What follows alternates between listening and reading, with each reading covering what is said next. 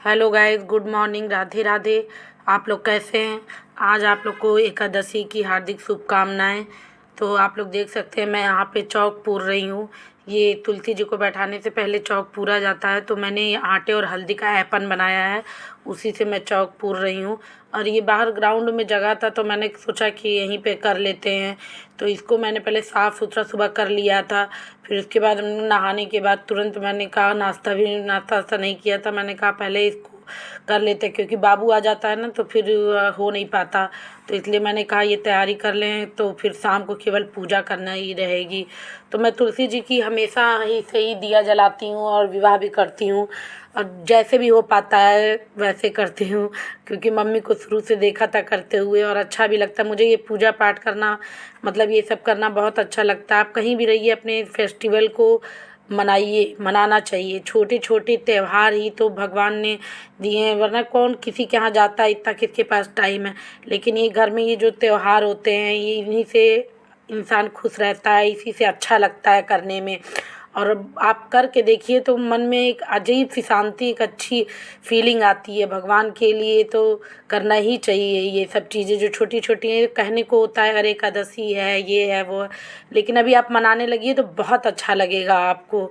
ऐसा लगेगा कि हाँ, घर में कुछ है। बच्चे भी, एक एक बच्चों को भी पता चलता है कौन सा फेस्टिवल है, तो इसलिए बच्चों को भी बताना चाहिए कि बेटा ये फेस्टिवल है। मैंने तो अपने बच्चों को बताया कि एकादशी होता है, आज ये उठनी एकादशी है, इसमें आज विष्णु भगवान जो हैं वो जागते हैं। तो विष्णु भगवान की भी पूजा ही आज के दिन अच्छे से की जाती है, और तुलसी विवाह भी मतलब बहुत अच्छे से करना चाहिए। तो ये ऐपन मैंने पूरा कर दिया था, ये चौक ऐसे पूरा जाता है तो मैंने पूर दिया था। फिर मैं केले का पत्ता लाई थी, मैंने सोचा था कि मैं मंडप तैयार करूँगी, लेकिन ये केले का पत्ता आप लोग मानिए कि मतलब टिक ही नहीं रहा था। मतलब बड़ी प्रॉब्लम से मैं इसको रक्षा सूत्र से टिका रही थी, और फिर गिर जा रहा था, फिर टिका रही थी, फिर मतलब बहुत ही मुझे टाइम लगी इसको करने में। मैं जैसा बनाना चाह रही थी वैसा हुआ तो नहीं, लेकिन फिर भी लगा, किसी तरह लगाया, लेकिन वो गिर जा रहा था।